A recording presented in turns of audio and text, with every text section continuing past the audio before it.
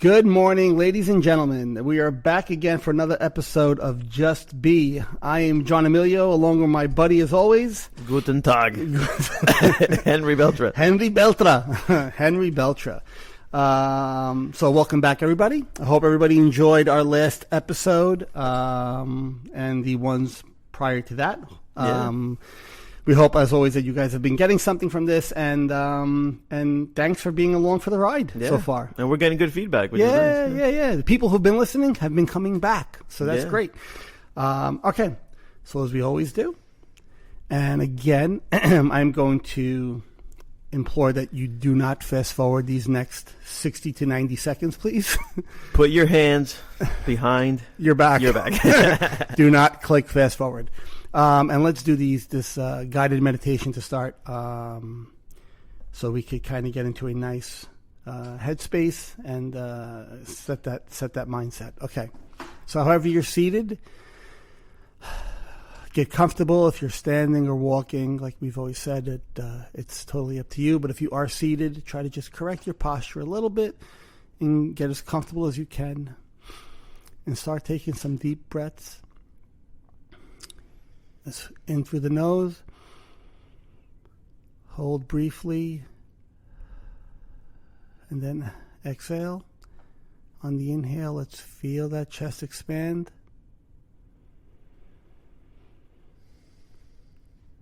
Feel as it collapses. Just let all that stress and all the tension come out.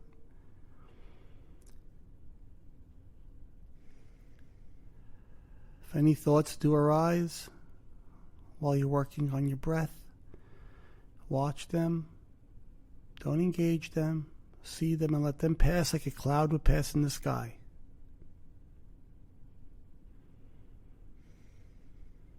If you want to do a body scan, that's absolutely fine. That's a favorite of mine.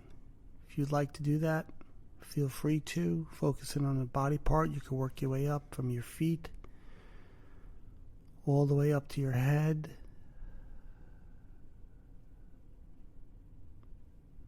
Remember, letting go of those thoughts as they arise. If you're focusing on a body part, just focus on it. Let's not try to create a story around it. Feel it, notice it, and then let it go. This is a control that you actually do have as your focus.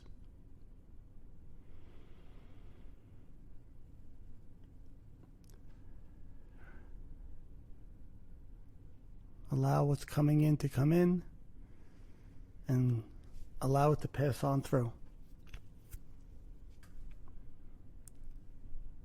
Remember, the point of these meditations is to learn to become the watcher of what's going on in our minds. Another deep breath in. Exhale out.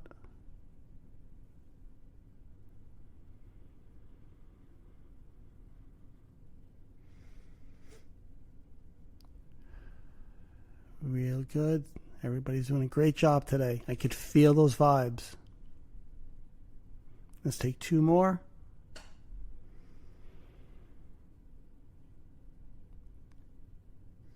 And last one.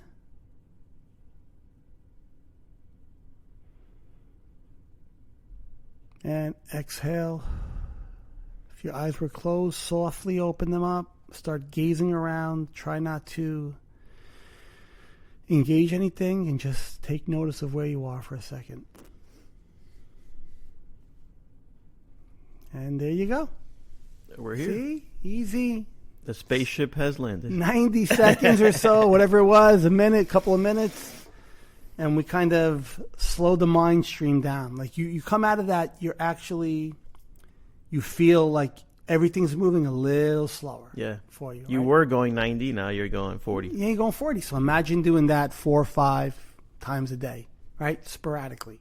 In the morning, after your coffee break, I hope my kids were listening, because we talk about this all the time, especially with my boys.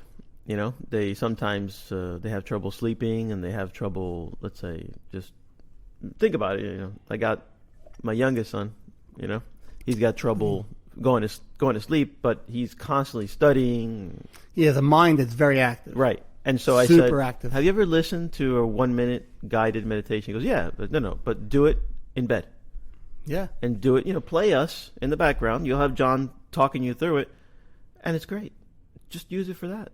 And you'll see, you'll just go right into another zone. Well, because it'll slow your mind stream down completely. So his mind goes when he's got a lot of tests coming up. Yeah, and listen, that's what the mind is built to do, right? Is to analyze, judge, compare, fix, do all these things. So and he's a very intelligent kid. Right, on top of it, if you have that high IQ, your mind's going to want to stay active a lot more. So I could definitely see that happening. So I think it'd be a great benefit for any kid, not just Alberto, but for any kid at all. I mean, if this was something that was taught to children. Oh my God, yeah. I mean, I think we've touched on this before, but if this was something that was taught to children, that would be amazing. Imagine teaching an 8-year-old kid how to meditate. Wow.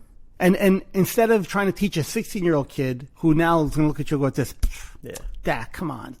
This bull. Really, Dad? I got to sit there. Yeah, I feel stupid. I feel stupid. I'm going to fall asleep. Now their mind's already created this judgment, this story to why this is not beneficial. Instead of teaching them to have that open mind, right, and not be so fixated that one thing. So there's no right or wrong. It's experience. You don't know if something's going to work for you or how it's going to affect you until you experience it. So try. I mean, and the benefit for children would be so.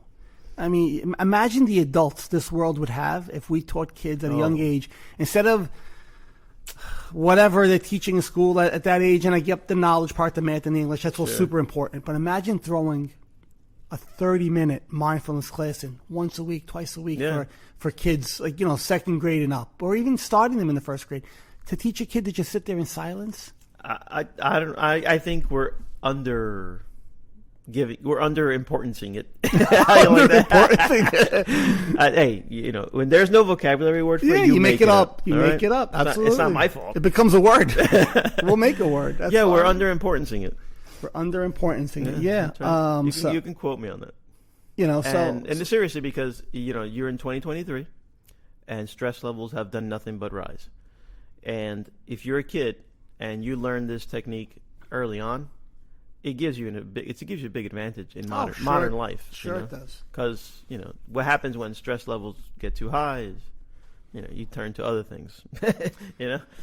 And the other things try to find synthetic ways to slow the mind down. The other things aren't exactly say the best of things. No, of course not. We've had discussions about this. Where people actually speak about.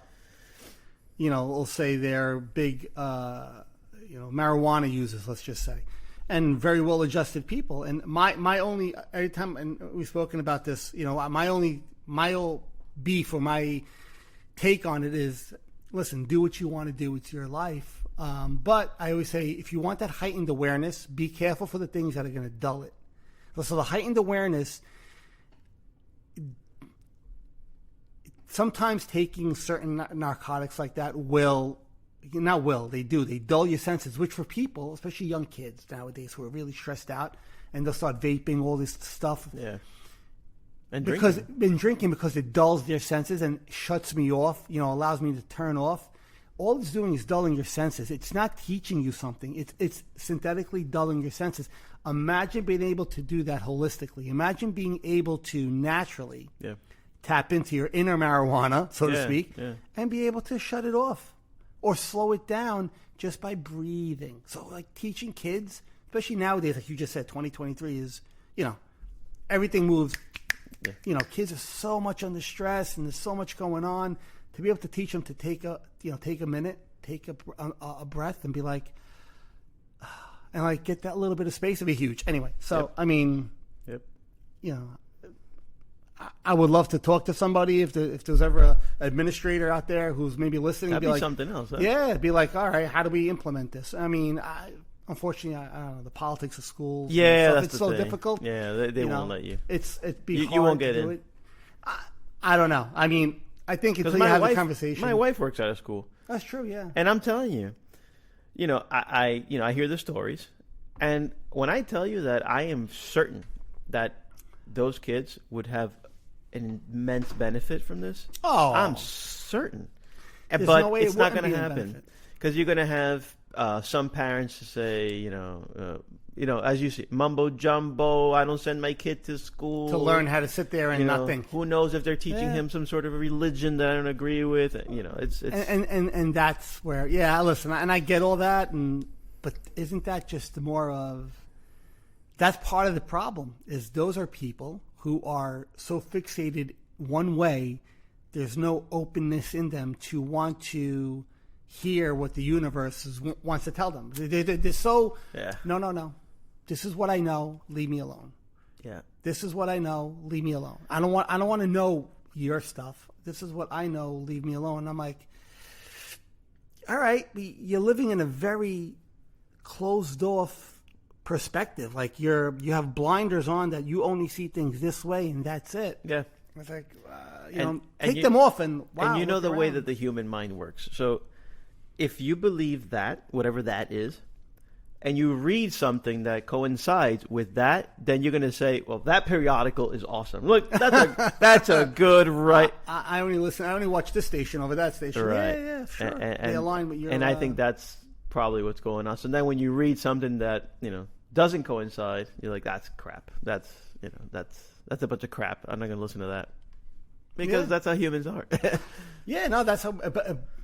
So imagine teaching a young child not to be like that as they get older.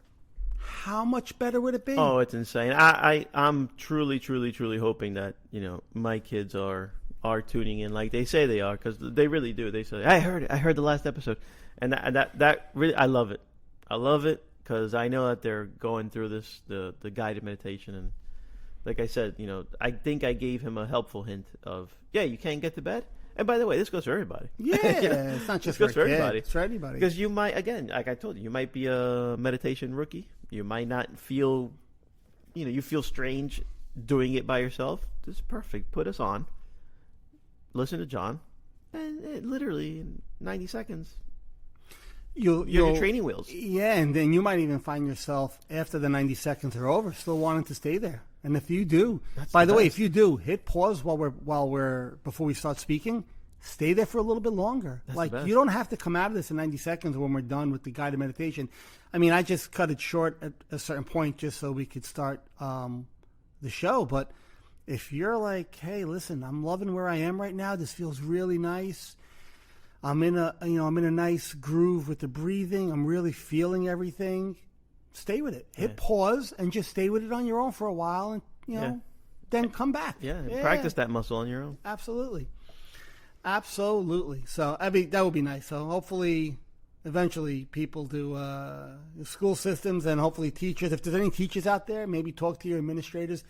I just think the benefits of it would be great. And I know a lot of spiritual teachers I've listened to and follow. They've all kind of said the same thing. Certain parts of the world, they do implement this at a young age.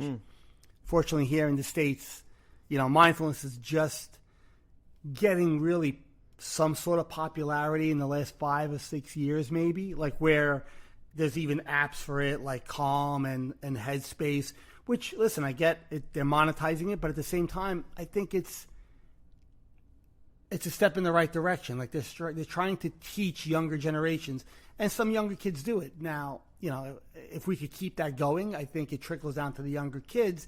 And eventually you have more awakened, not woke, awakened and aware individuals, which, well, you can't beat that. If you recall the other day, I showed you a clip of Scott Adams.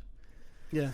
And he said, somebody had a question for me. How do I stop a bad recurring thought from happening?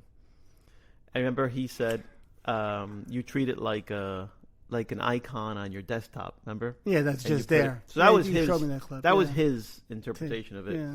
But this is the answer to how do you stop a bad recurring thought from happening? Yes. And it's not that you stop it, but you learn how. You took the words out of my mouth. Right. You learn how to address it, and it doesn't reduce your quality of your life. So he was saying. Which, when he was first speaking about that, I was a little like, because obviously everybody knows, with me, when I experienced OCD and it was at its worst, like that's exactly what it is, right? It's that recurring thought that you can't get out of your mind. And now the more you try to stop it, the more attention you're bringing to it, the more your mind just makes little bookmarks that this is important to John. We got to remind him of it all the time, or whoever it is. When he said, keep that icon on your desktop, at first I was like, what's he talking about? But I kind of got then the analogy he was trying to make, like, leave it there. Yeah, it's an icon. It's an icon. Don't click it. You don't have to click it. It's there. We're not dragging it and throwing it into. He's not trying to drag it and force it into the trash bin. That's right. Leave it there. That's right. It's an icon. Leave it there. Leave it there, and eventually you're going to stop paying attention to it. You're not even going to see that it's there anymore. And it's the same thing with that intrusive, with like kind of that obsessive thought that whatever it might be, if you try to stop it, all you're doing is bringing more attention to it, or trying to click it and drag it and move it out of the way. Leave it there. And so I kind of got what he was saying, and depending on the example you give, sometimes an example like that will resonate with more of a techie person who their mind works that way. And they'll get that analogy and they'll understand, like, oh, wow, I get what he's trying to say. As opposed to somebody like me who's going to say, allow it to be there.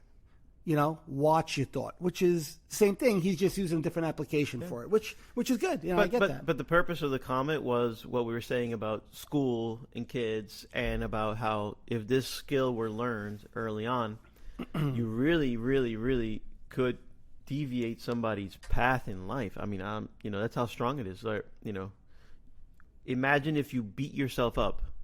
That thought can beat you up. That thought can have you on your knees. That thought can control just how... If you allow it to, absolutely, right? Yeah. Just how incapable you are of doing X, or incapable you are of, the ego is talking, don't do this, don't do that, or falsely, yes, you're good for this, and you fail because it's madness. But if we had mindfulness early on, you could really help people think clearer. It's not a matter of better, but just less noise. Well, I think you become better at realizing that all the voices, and this people might not understand, but all the voices in your head are basically bullshit. It's just which voice do you want to listen to? So all the voices in your head, there's no one right or wrong voice. Whether it's the voice telling you you're the best, or you're the worst, or you're good, or you're not, or blah, blah, blah.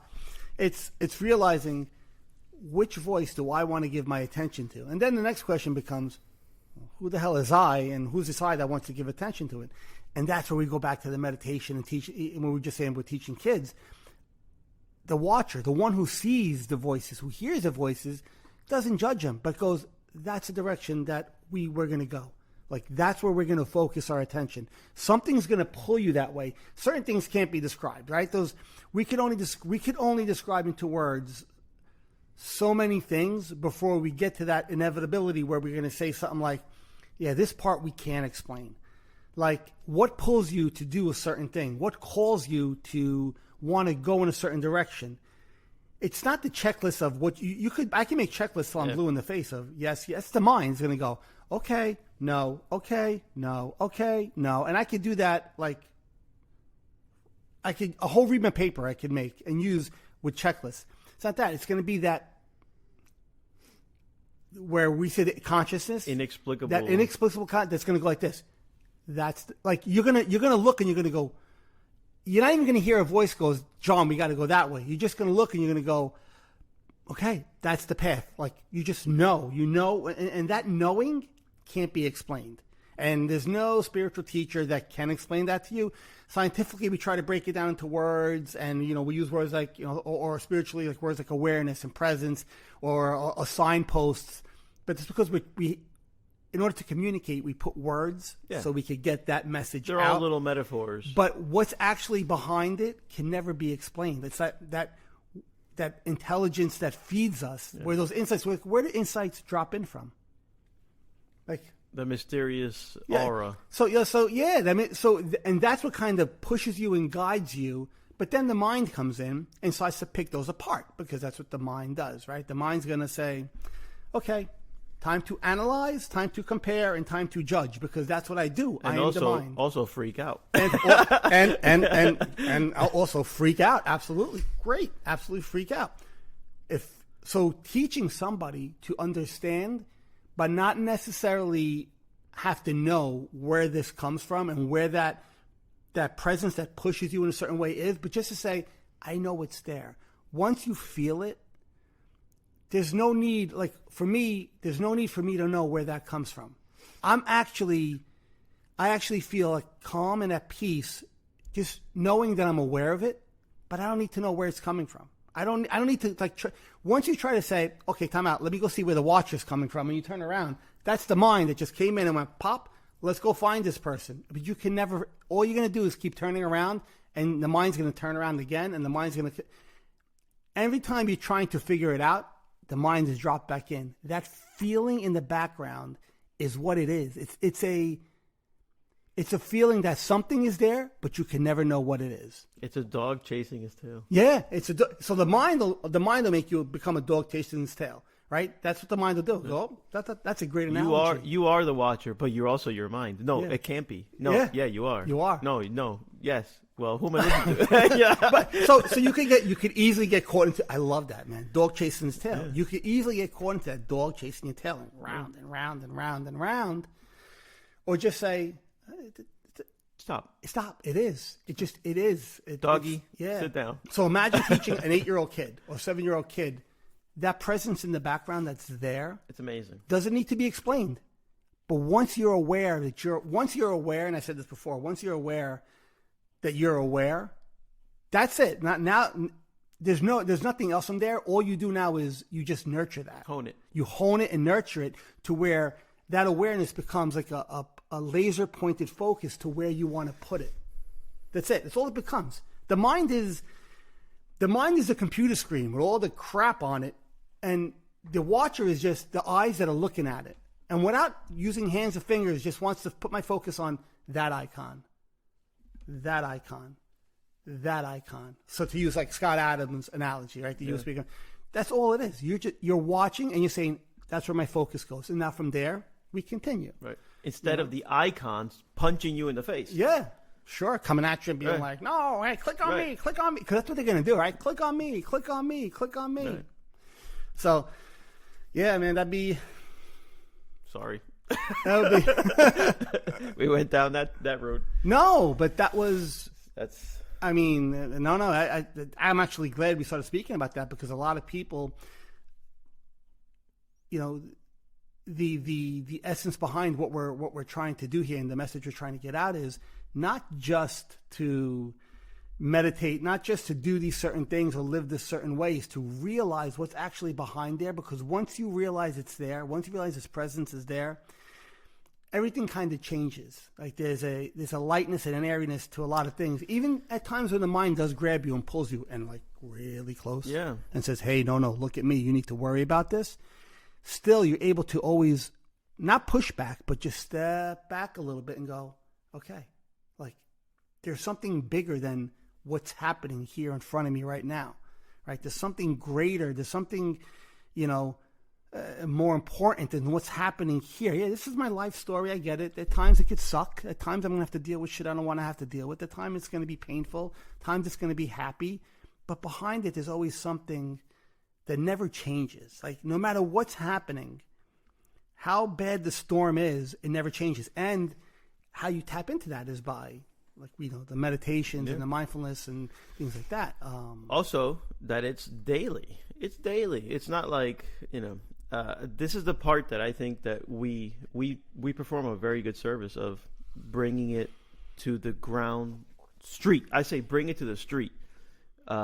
Where this is practiced daily. This is something that in your daily life really helps you even when you think, because based on a previous reaction, you think, oh, when this happens to me, this is how I get. Mm-hmm. You'd be surprised how you get once you're mindful. You'd be surprised how you don't do the things that you used to do. You might have freaked out if X happened to you before. Well, guess what? X happened and you didn't freak out. You handled it much better. I'm living proof. As I was telling you about what happened to me earlier this week and about some news that I got and some stressors that I got. I'm telling you that before mindfulness, that was a flip out episode. That was a, oh my God, oh my God, what do I do? And it was for weeks on end an obsession where that thought lived, as they say, as the kids say, lived in your mind rent free. You know? Yeah, I actually heard you. But they live in your mind. I love that, rent free. Rent free. I live in your mind rent free. And great. It's boom, boom, boom, boom, boom, boom. And it's like, oh my God, that's all you can think about. And there you go. You went off into La La Land. You went down a rabbit hole. Yeah, there you go. You went down the rabbit hole. And now the news is so bad, I'm already behind bars. I'm already behind bars because, like, what is going on here? Well, that's the power of the mind. That's the icons all smacking you in the face. And you got to be able to look at the icons and say, all right, do I really want to press these guys? Which one do I want to press? That you can separate. You have mindfulness. You have the ability to separate. And think about it if you want to, and don't think about it if you don't want to. Yeah, no, and listen, and the thinking mind is great for that purpose, right? It's there to be a tool when you have an issue that needs to be resolved or to think your way through. But it's not ever who you really are. And once you realize that, there's nothing that could happen to you in your life that's greater than what you actually are. And it becomes difficult to explain, but you actually go through life saying, no matter what happens, yeah, everybody wants their life to be a certain way, right? Everybody thinks their life needs to be a certain way. But no matter what happens, you're always, that essence behind it never changes. Whether you're in a great predicament, like something awesome's happening in your life, or something unfortunate's happening in your life, that in the background doesn't change. It doesn't feel any different. Doesn't feel any better when you're happy. Doesn't feel any better when you're sad. It feels the same. There's that piece. I used to always, when I kind of started with this, and it was easy for me to tap into it when I was sad or depressed or anxious. Like, it became that, okay, let me feel that presence behind it, and here's that separation. That little safety net. Yeah, I started doing it when I was happy. When things were going great, I started saying, and I would detach, maybe is a word, kind of. I see myself being happy because this is great and this is happening. But watch, I'm going to watch this happen to me now. I'm going to watch myself be in a good mood. So I'm not becoming the good mood. I'm not attaching, because what you attach to, you become eventually. So if I attach to this, what happens when the good mood goes away? Now I become a bad mood. Now I become a depressed mood. So I would say, things are going great right now. I'm going to watch this happen. And while I'm going to enjoy it, I'm not going to become it, which means I'm not going to become that overzealous. Life is great. Wow. Because that person becomes, life sucks, dude.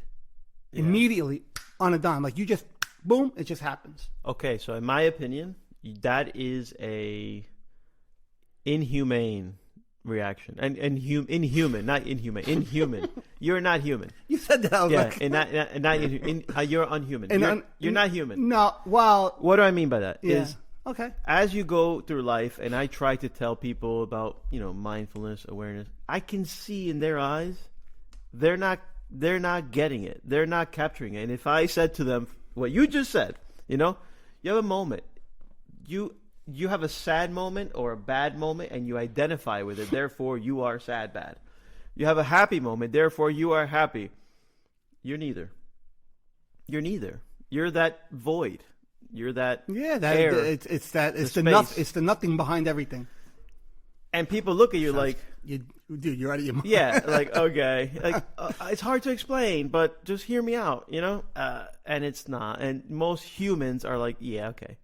Well, I mean, it's so the human. That's part of being a human being, right? Is to have those feelings and those emotions. That's what we all experience. It's the attachment to the emotion or the feeling. But that's what I'm saying is, look, John, even if you dip your toe into mindfulness, you do it for the bad part, not for the good. Because for the good part comes, like, yeah, baby. Yeah, you want to attach to it. Are not human because you said, no, wait a minute.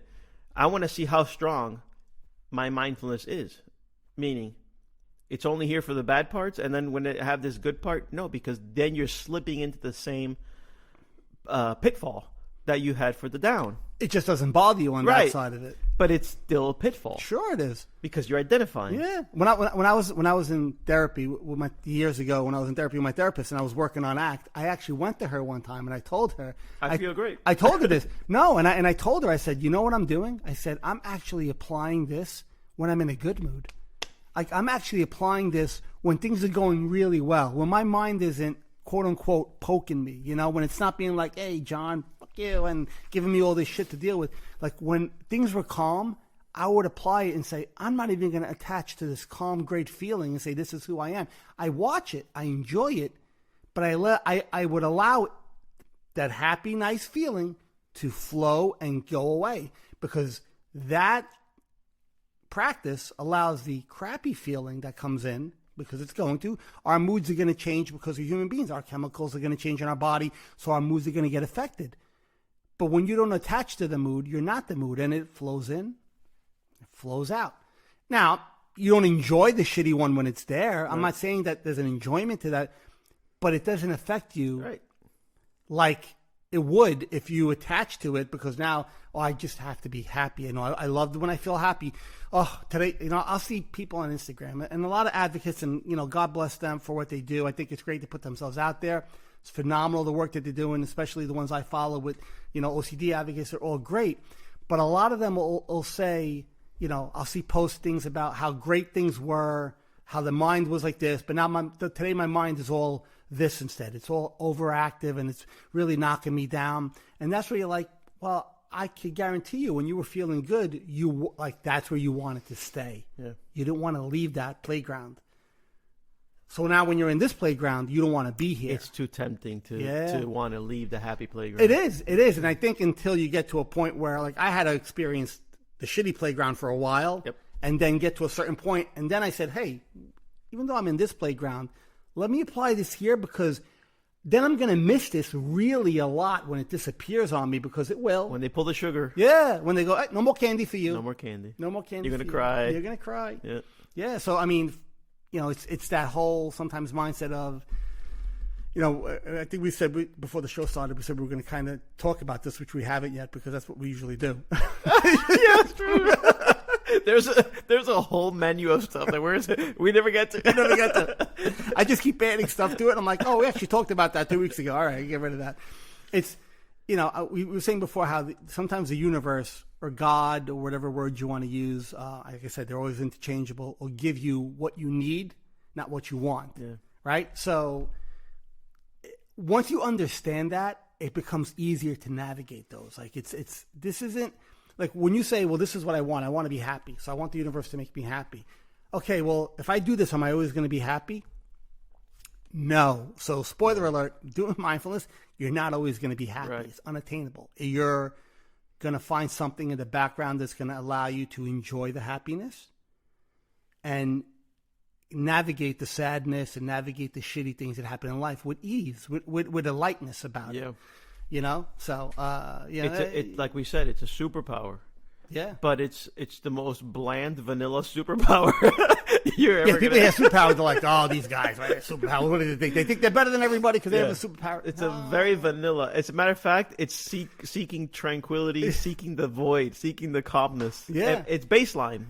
So whenever there's no sugar with the superpower at all. When you're at zero baseline and you go -10 because of bad news, well, you want to bring it to baseline. And when you go +10 because of the super good news, you want to bring it to baseline. So that you're baseline, and you're neither swinging up or swinging down. Sugar rushes don't affect you. Lack of sugar doesn't affect you. You have great insulin. Yeah, and people are going to say, but John Henry, aren't you saying like that you don't want to feel emotions? You don't want to feel the happiness and sadness? Good. And I'm like, that's it. Okay, so ready? No, you want to feel it. We just don't attach to it. Yeah. Henry feels happiness. Henry feels sadness. Henry feels anxiousness. Henry feels fear and anxiety, as I do. To this day, feel fear, anxiety, happiness, sadness, everything. I just don't attach them. So when there's a feeling that's there, I can enjoy it and I can navigate it. Yeah. Now, once you do that, you tend to spend less time on the crappier side, maybe a little bit more time on the peaceful side, because you're not attaching to that, because everybody knows, like, when you're feeling shitty, that rabbit hole, sometimes it'll just keep digging and like you start burrowing down till you look up and you stop seeing daylight, right? So that doesn't happen once you do this. Like, you find a way to avoid getting lost in that. I'm going to tell you something that my mind is going through right now. Yeah. And you might not agree, but so you know how you said earlier, you can tap into that inner marijuana. Yes, yeah, right? Yes. Okay. Yeah, absolutely. So think about this for a second. So I was a guy who at one point did talk therapy. I was put on antidepressant. That antidepressant was generic Zoloft. So generic Zoloft was sertraline. Okay. I started with a very small dose. Yeah. Okay. But as you learn, what's the purpose of those drugs? In particular, an antidepressant. Don't they kind of just... They baseline you. Yeah, they make you feel very You're neither dull. too happy, you're neither too sad. They baseline you. And that's what the medicine seeks to do. But that's what awareness is seeking to do, to baseline you. So... Exactly. As a person who suffered with stress, natural Zoloft, anxiety, and depression, I've had depression. I think just like OCD, I don't think you got rid of it.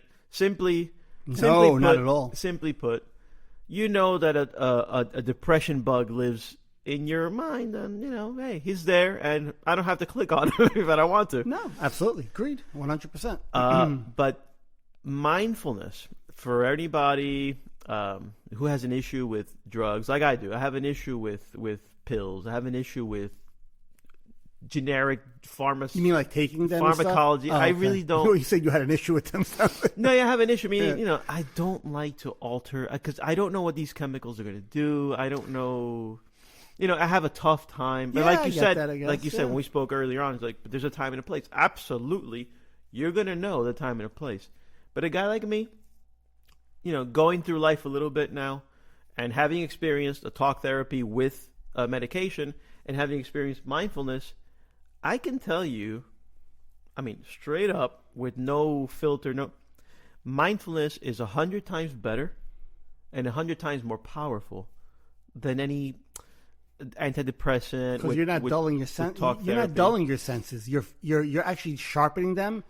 You're just not attaching to those feelings that come with them. But it's like learning. It's like learning to ride a bike, as opposed to having training wheels forever. And when you have your training wheels, yeah, sure. Okay. Yeah, it didn't get to you the way, but you never learned how to ride a bike. And guess what? How to do it naturally. If you learn how to ride your bike, it's possible. You're not only riding a bike, but you're going around the block on one leg, and you could do a bunch of flips, and you enjoy. It's weird because you want to stay baseline, but you learn how to enjoy because you're present. You learn how to feel. It's crazy. It's something that it's inexplicable, but it's more powerful than it is. And like, look, I was on medication for actually a wrong diagnosis years ago. When the first therapist I saw put me on lamotrigine, which was for bipolar, because he interpreted. He was a great gentleman, and I speak about it in the book. He's a great gentleman, but he saw it as more of a mood issue than actually OCD. So anyway. Right. And put me on a medication I didn't need. Listen, a medication could, like you said, they're training wheels, right? So if it's the right set of training wheels, and they're needed for a temporary amount of time while we teach you how to pedal the bike and how to get your balance, listen, I think modern medicine has a huge, has an important part to play in that. Yep. Absolutely. But if we leave the training wheels on, like you were just saying, and we don't come off of them, because they're safe, well, then you're never learning how to ride the bike. And if you're going to stay on a medication, and there are people who are, and listen, that's their choice. And that's right. I'm not here to judge you or tell you you're right or you're wrong. But like we were saying, they dull your senses artificially. And that's what they're made to do. But sometimes it's like, how about trying to learn as you come off? Like a good therapist actually is going to keep you on it and then try to wean you off of it. Like a psychiatrist that you go see who's worth their weight in gold isn't just going to prescribe you something and be like, you need to take this and just go. Forever. They'd be like, we're going to give you this for now because we think you're at a point where we need to help you center yourself. And then we're going to teach you mindfulness. We're going to teach you ACT. We're going to teach you acceptance commitment therapy, or any, whatever kind of therapy you're in. We're going to teach you how to navigate what's happening. And then we're going to, and I know plenty of people who've done this, they back off of it and then they come off completely. It's unfortunately, people who they'll write a script, they'll give it to you and be like, go. And the person's on an antidepressant for years. And look, it might not harm them or anything. I get it. But are you giving yourself the opportunity to want to see life beyond an artificial dulling? Yeah, and simply put. And I'm not telling somebody to come off their medication, correct. Please. I'm not. Don't take it that way. You took the words out of my mouth. It's my opinion. It's my opinion from my experience. I told you, for a guy who's been through a little bit of life, and I did one and I did the other. I've done both, I think I can tell you that this is the better way. The person has to be in a position where they truly are willing to do the work to get there. But I agree. So you don't just wake up and go, I'm coming off today. Yes. Because once whatever you're dealing with kicks you in the ass, are you going to be prepared for it? That's right. So if you are on something, and that's great if you're taking a antidepressant or some sort of medication, great. How about trying a little bit of this with it? That's right. Try some meditation. Yep. Right? Try applying mindfulness during the day where you're watching yourself do something. Try to find that space between thought and yourself and see how much more that benefits, even if you are on a medication, how much more it benefits even being on the medication. Yeah. It's like adding a little extra to what you're doing already. Right. It could actually help you, and then maybe have a conversation with a therapist that you've been working with. Truth be told, like at that time in my life, I had no idea what mindfulness was. Matter of fact, you didn't have any idea what mindfulness was. Because I remember we were friends at that moment. And at that time, like, my mom had passed away, a bunch of stuff was happening in my life, and I was a mess. I was a wreck. So I had to go see somebody because, it's like a life preserver. And they'll throw it to you because they'll be like, dude, we're going to give you this for now. Exactly. Like, I was at a point in my life where I can't live like this. Yeah. I cannot go on like this. Everybody's different, right? Absolutely. As it happened to you. Yeah. I cannot go on this. I have to make a choice. So I did. I got there, and one of the first things he said was, you might benefit from an antidepressant. He goes, it's just going to make your skin a little thicker. Yeah. That's the way he kind of told me. I said, and I was so looking forward to it. I was like, give me the antidepressant because I don't want to feel like this anymore. In my mind, I was like, give it to me, and give it to me good, man, because, that's where I was. I was there. And he goes, well, we're going to start you at this dose, and then, we're going to go up. Yeah, and that's the proper way to do it, absolutely. Yeah. And then I decided, done. That's another story for that. Yeah, but listen, like I said, we're not. I don't want to shit on that. No, we're not. A, we're not shitting on it, and B, we're not trying to tell anybody what they should or should not do. No. It's not about that. What we're trying to do is give you a little insight to say, where the like we were talking about when I was talking about the marijuana before, how it dulls your senses. Medications are made to do that also, and they could be a benefit temporarily. So while you're doing that, why not implement something that's natural like that? So for me, like I've always said, mindfulness is a very natural antidepressant. Yeah. It's a very natural.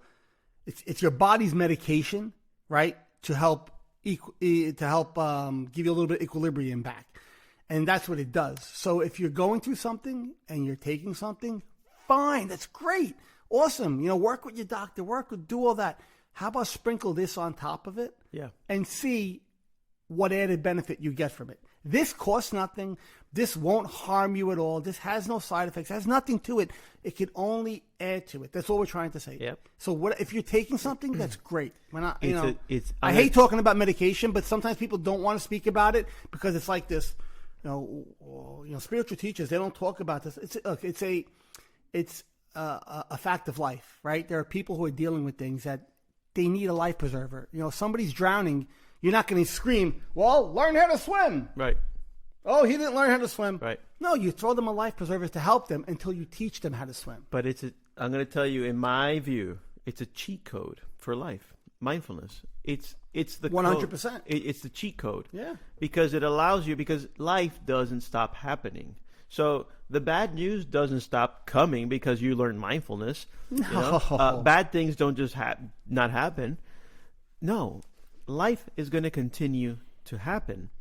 It's your ability to deal with it as it comes and not have to, jump off a cliff when you get this bad news, or not have to be, in bed curled up, immobile because you're having a panic attack.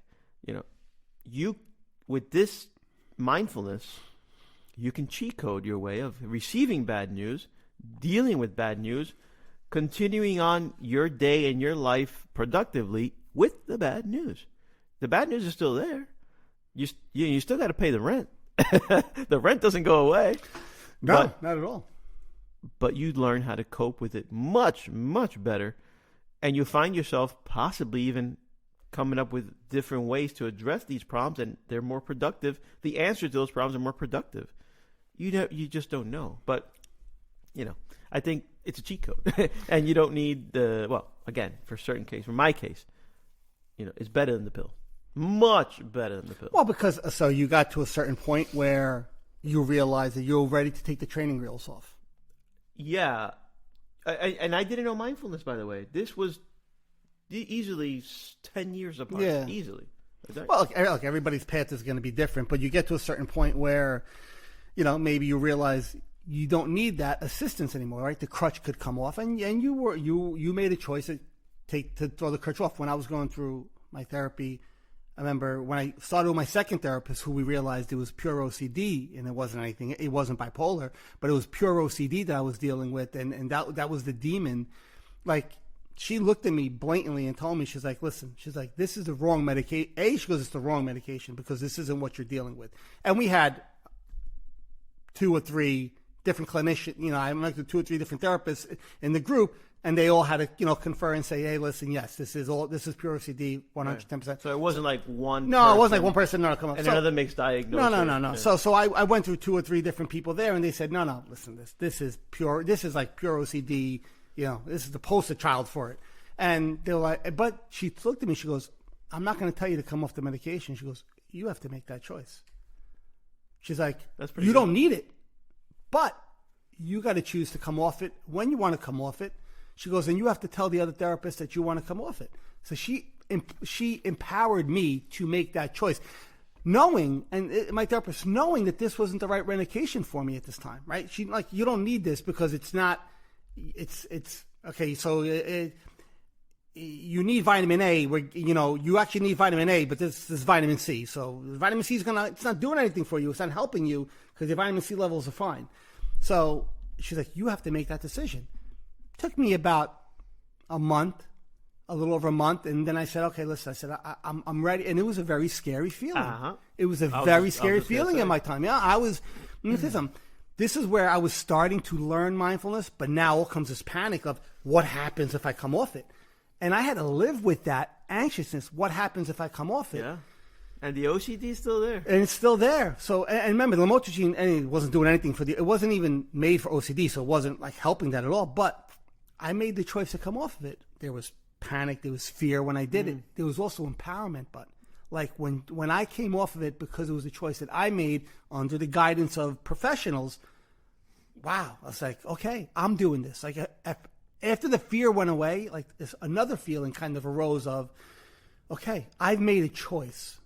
I made a choice, not the story in my head, not the anxiety, not the feeling. I made a choice because this is the path that I wanted to take. I wanted to work on something different. It's a hell of a therapist. Yeah, and listen, I give them credit because it's hell of a therapist. Yeah, that's yeah, but so she was trying to teach me. It had nothing to do with the medication because she knew I didn't need it, right? So it's different. She wanted to teach me, make a choice despite what your mind is telling you. Right now, your mind's going to tell you why you shouldn't come off it. Like, without saying this to me, like, your mind's going to tell you why you should stay on this. Because if you don't, something bad might happen. And I was like, I got to make this choice. I'm reliving. Yeah, like, I got to make this choice. And I made the choice to say, I don't need this. I don't need it. It's not warranted. It's not needed. I'm going to try. And that's kind of where my path really started to, like, exponentially start to grow because and then we started working. That on was the door you acceptance opened. and acceptance. Yeah. So I mean, look, for me, it's always like if you're dealing with a therapist, if you're dealing with the right therapist, they're going to guide you in the proper way. Unfortunately, there's people out there who'll write a script and throw it at you and say, "I'll see you in 6 months." Yeah. A lot of us get caught up in that. Yeah. Unfortunately, yeah. At least, like I said, you had the wherewithal to kind of notice, where this isn't the right. Yeah. So, like, I didn't even when I was with my first therapist, and again, he was like the sweetest guy in the world. Right. Such a salt of the earth gentleman. Right. Like, you never always wanted to make me feel good. You never want this critique to go. No, it's not a critique. It's be interpreted as what an idiot. It's just it's telling no. There's no judgment against the gentleman at all because I think it's more common than we think. Yeah, where you go to a talk therapist and you're expressing yourself, and that therapist goes, you know what? Whenever I seen this 1 + 1 always equals 2, and I think you have 2, but it turns out. You didn't do 1 + 1, but John was 1 + 2, and he's 3, and you miss it. You can miss it, Yeah, sure, but that's why. I mean, listen. I think we could have a whole conversation on therapists, but choosing the right one is very important. Yeah. And there's a whole. Sometimes it's hard. Unfortunately it's hard. But for people listening who are in therapy or looking for a therapist, just know. I mean, I've been. A lot of people have been. Give this a shot parallel to that. Yeah, absolutely. So this is what I learned in therapy, right? Not the spiritual part of it, but acceptance, commitment therapy, which is like a scientific version. They teach you diffusion. They teach you expansion, like how to treat your mind as this void of just things could just drop in. It's never ending. So it's not a finite space where everything is like on top of you. It's just... all of a sudden, you look at your mind as if it's the universe, just goes forever, and thoughts could just drop in and float away, and how to diffuse from your thoughts, and how So there's a lot of this. I mean, the parallels between mindfulness and ACT they run along the same lines. One is called one thing. One is more a feeling. One is more they try to put scientific words to it. But like ACT taught me when I learned ACT, this is where I was able to kind of start separating and realize that. I could tap into this naturally. Like I could tap into this natural feeling of peace and not need an artificial substance. And this isn't just for medication. Like we were saying before, marijuana or any other kind of vape. All the things that alcohol that people do. Alcohol. Because people go, it numbs me. I had a rough day. I need a drink. Yeah. Well, that's John. I mean, a drink. I'm not against having a glass of wine at dinner. I don't know anybody that lives like we do. We don't even drink a little wine, a little beer. No, I mean, very, very. I mean, occasionally I'll have a glass of wine at dinner. Yeah, occasionally on like a nice occasion. But and I have nothing against having the glass of wine. Who cares? Yeah. But it's when you're using that substance or that means to get to an end. Like I'm taking this because I got to get here. Correct. Well, there's the red flag for you. Correct. Listen. And people, look, I have friends who are drinkers, right? And they're going to be like, fuck you, John. Yeah, right. Like, all right, no, listen. Very simple. We're all adults. Yeah. You're going to sit down, you're going to have a drink because you have a good time. Good for you. It loosens you up. Good for you. Yeah. You want to have 10? Great. You had 10, so what? You got drunk. Big deal. But if you're going to look to alcohol to be the antidepressant or to be the the baseline, then I think that's what I'm saying is you're barking up the wrong tree, and that's when things can get unhealthy. So absolutely, this is as natural as it gets. This is a very polarizing episode, by the way. Hey, but in a good way. But it's conversations. People polarize these. No, but people. But it's look. It's good to have this conversation because if you want to teach your kids to be a better version of a human being, as I do, as I'm sure most parents do, well, it's important that you show your kids.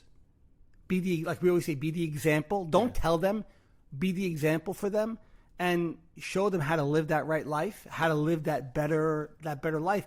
And this is one way of doing it. Like if you could show them that there's a better way, especially the young kids.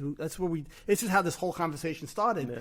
Those young kids who will see parents or see friends or see people they know doing these things as an escape.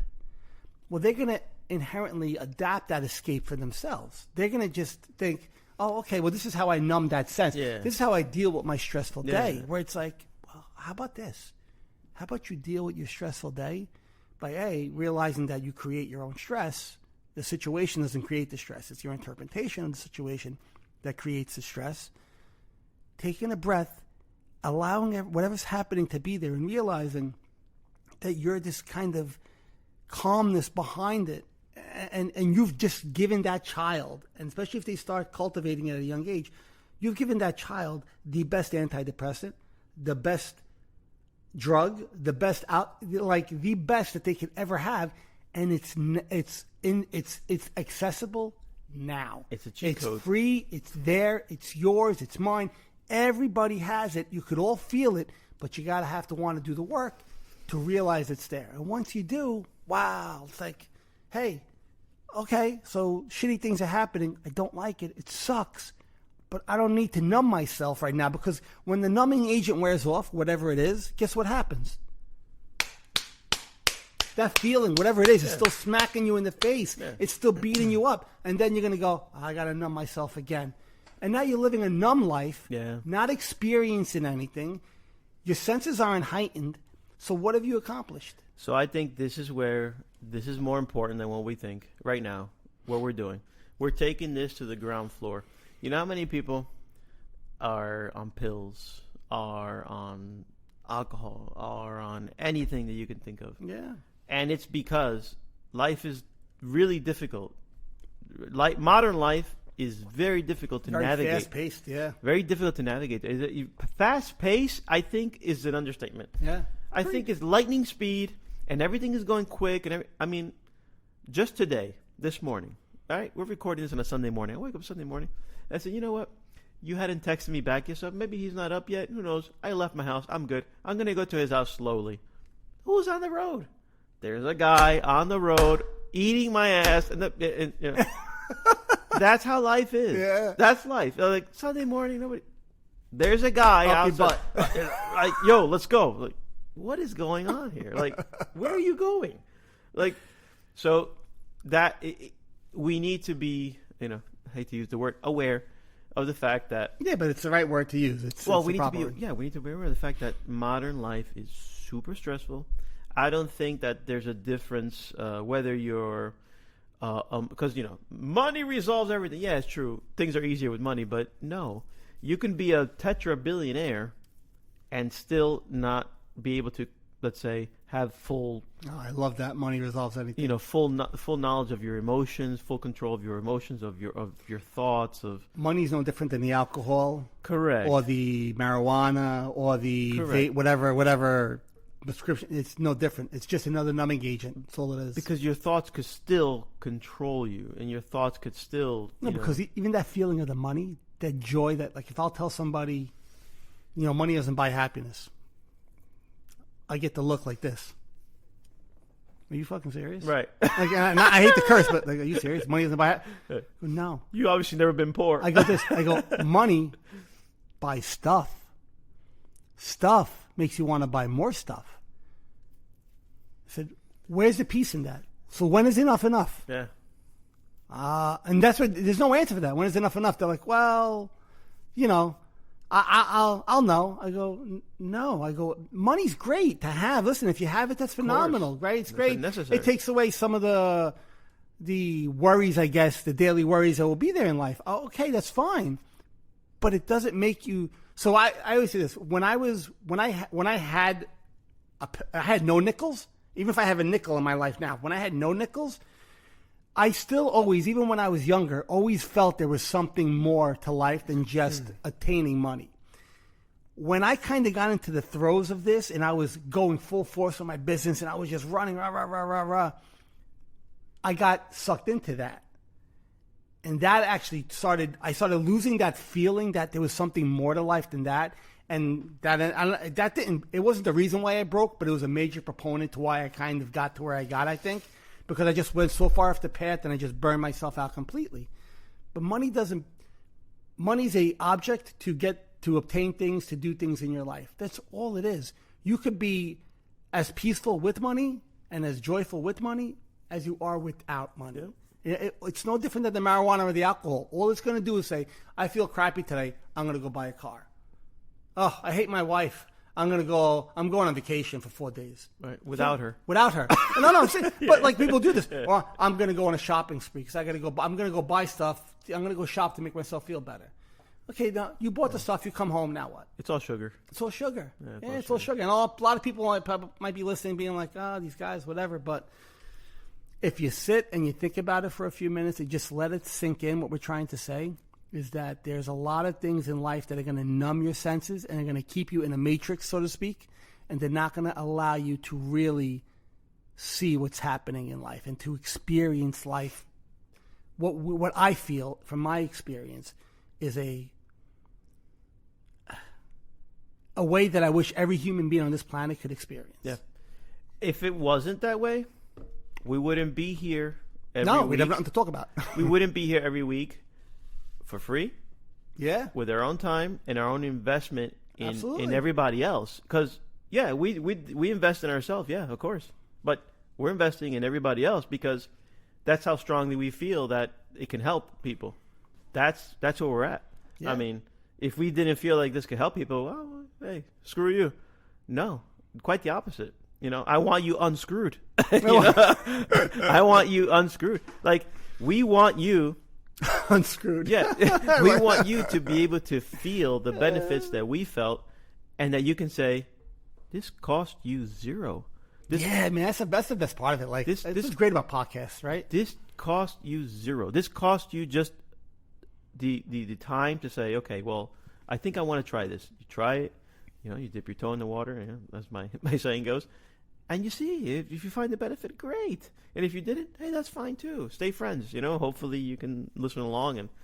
But we feel strongly about this. I mean, this is, like I said, John wrote a book. Yeah, which is in the final age. It'll eventually come out. It's in the final stages of editing right now. I might be adding a couple chapters, but we'll see. And I mean, he feels that strongly about it. Like, he feels so strongly about it. He's willing to do this all the way. Yeah, yeah, and hopefully, listen. Hopefully people get benefit from it. That's the whole point of all of this. Is just trying to open people's eyes to a better way of living life and seeing life. That's it. Simple as that. That's really it. I mean, we could have said that an hour ago, but then you wouldn't have understood everything in between. Yeah. So I don't know. I mean, I'm waiting to get canonized. Saint Henry, Saint Enrique. They might shove me in a cannon. Santo Enrique Beltra. They might shoot me out of a cannon. I canonize you. Oh, thank you. You're welcome. Thank you. You're welcome. I'll tell you what. We're two priests. We go out in the town. I do your confession. You do my confession. We're good to go. Okay. I don't know if we spoke about what we wanted to speak about, but we spoke about some good stuff. Yeah, we had. Yeah, we've taken enough of your time. But you know what? We'll talk about that other thing next time. Yeah, we'll talk about that other thing next time.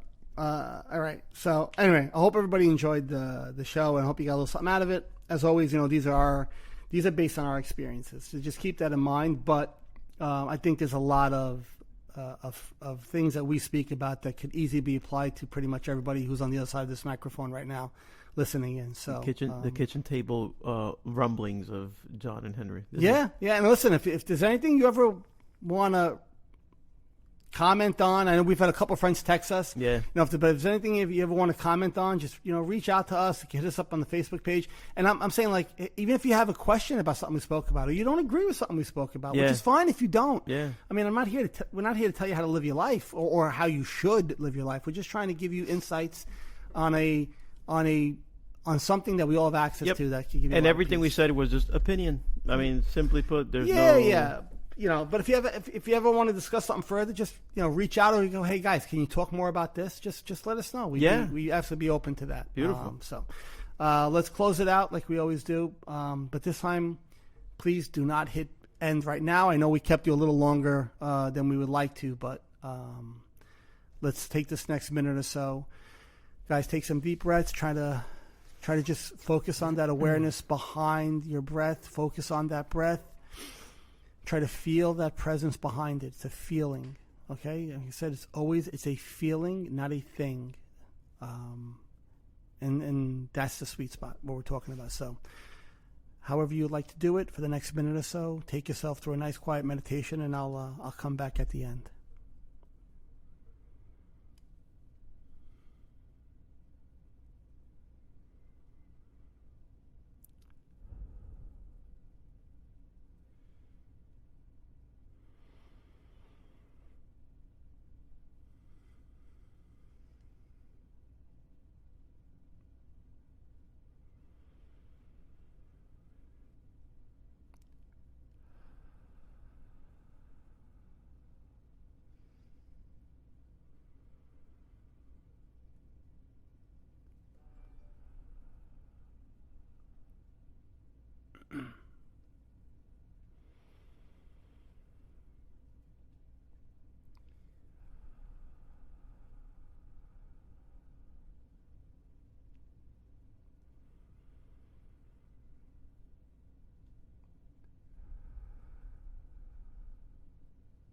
Let's take 2 more breaths, guys.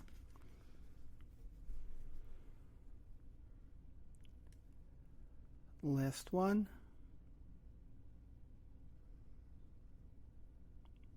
And we're good. All right, guys. Thanks, everybody, for listening in. And thank you, guys. Yep, we'll catch you next time. See you in the next one. All right, peace.